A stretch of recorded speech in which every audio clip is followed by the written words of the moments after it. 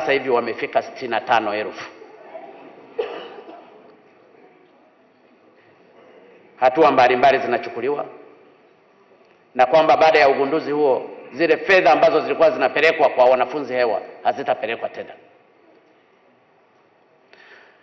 Lakini kuna lipo pia hili la wafanyakazi hewa, ambapo tumegundua mpaka sasa hivi wafanyakazi hewa wamefika 19,000. Na ukishakuwa na wafanyakazi hewa 19,000, maana yake kuna likizo hewa, kuna kulipa pensheni hewa na kadhalika, na kuna likizo hewa. Kwa hiyo gharama zake ni kubwa Katika uchambuzi tuliofanya mwanzoni mpaka mwezi huu, mpaka sasa hivi zimeshapatikana kaya hewa 55,000.